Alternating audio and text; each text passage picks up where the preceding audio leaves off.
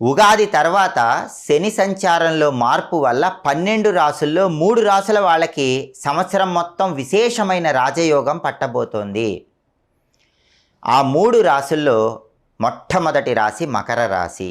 దానికి కారణం ఏంటంటే 2025 సంవత్సరం మార్చి నెల 30వ తేదీ శని భగవానుడు కుంభరాశిలో నుంచి మీనరాశిలోకి ప్రవేశిస్తున్నాడు. మకర రాశి నుంచి లెక్కబెట్టినప్పుడు మకరం, కుంభం, మీనం.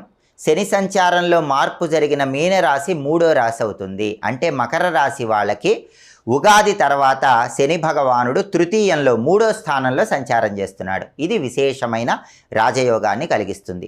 3వ స్థానంలో శని చాలా బలంగా ఉంటాడు. తృతీయంలో శని ఉన్నప్పుడు కష్టానికి తగిన ప్రతిఫలం ఖచ్చితంగా లభిస్తుంది.